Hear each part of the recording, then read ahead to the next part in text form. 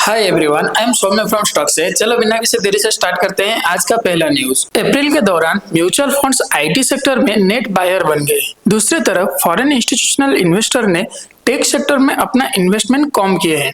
FIIs ने global uncertainties और valuation concern के चलते प्रॉफिट बुकिंग किए हैं, लेकिन डोमेस्टिक म्यूचुअल फंड्स ने गिरा हुआ वैल्यूएशन देकर अपनी होल्डिंग्स बढ़ाए हैं। इस वजह से कुछ आईटी स्टॉक्स में स्टेबिलिटी बना रहा है। इसी के साथ अगर हम नेक्स्ट न्यूज के ऊपर ध्यान दें तो इंडसइंड बैंक का इंटरनल ऑडिट टीम कुछ पुराने अकाउंटिंग रिवर्सल की जानकारी चेक कर रहा है।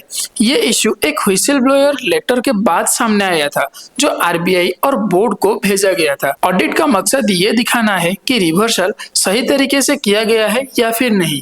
ये डेवलपमेंट बैंक के इंटरनल गवर्नेंस और ट्रांसपेरेंसी को लेकर सवाल उठाता है। इसी के साथ अगर हम नेक्स्ट न्यूज के ऊपर ध्यान दें तो जुबलियन फूड वर्क्स की तुर्की में लगभग 750 स्टोर है। अब कंपनीज को चैलेंजेस फेस करना पड़ सकता है, क्योंकि इंडिया तुर्की के साथ अपना ट्रेड रिलेशन पर फिर से विचार कर रहा है।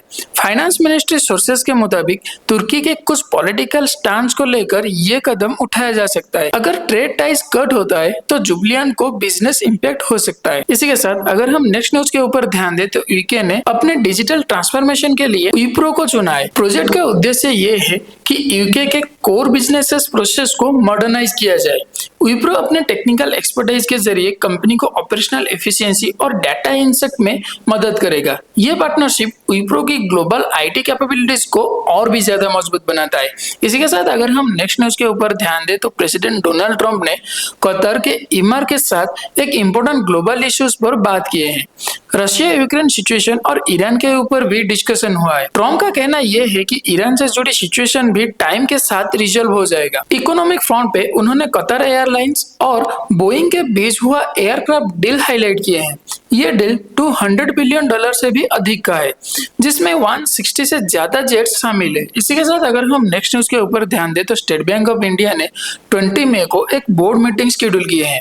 इस मीटिंग में फाइनेंशियल ईयर 25-26 के लिए $3 बिलियन तक फंड रेज करने पर विचार होगा। बैंक पब्लिक ऑफर या फिर प्राइवेट प्लेसमेंट के जरिए ये फंड रेज करेगा। नोट्स यूएस डॉलर या किसी भी करेंसी में इश्यूज किया जा सकता है। कैपिटल रेज का मेन फोकस ग्लोबल ऑपरेशन को सपोर्ट करना है। इसी के साथ अगर हम नेक्स्ट न्यूज के ऊपर ध्यान दें तो टाटा कंसल्टेंसी सर्विसेज का स्टॉक रिसेंट टाइम पे आईटी सेक्टर के मुकाबले कमजोर परफॉर्म कर रहा है।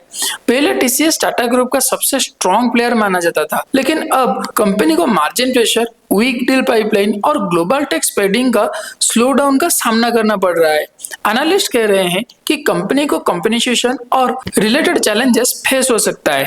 इस वजह से इन्वेस्टर में कंसर्न भी बढ़ता हुआ हमें नजर आ रहा है। इसी के साथ अगर हम नेक्स्ट न्यूज के ऊपर ध्यान दें तो ट्रम्प ने कहा है कि इंडिया ने एक ट्रेड एग्रीमेंट प्रपोज किया है, जिसमें अमेरिकन गुड्स पर लगभग 0 टैरिफ्स होंगे। ये डील यूएस एक्सपोर्टर के लिए एक पॉजिटिव डेवलपमेंट हो सकता है। ट्रेड के इस प्रपोजल से दोनों देशों के इकोनॉमिक रिलेशन और स्ट्रॉन्ग बन सकते हैं। पहले ट्रेड टॉक्स में कई इश्यूज थे, लेकिन अब एक बेटर अंडरस्टैंडिंग बनता हुआ हमें नजर आ रहा है। तो ओवरऑल ये था आज का न्यूज अपडेट। अगर आपको हमारी वीडियो अच्छा लगा हो या फिर कुछ भी इंफॉर्मेटिव लगा हो तो आप हमें लाइक करें, शेयर करें और सब्सक्राइब करना मत भूलें। तब तक के लिए हम रहते हैं और मिलते हैं एक नए एपिसोड के साथ।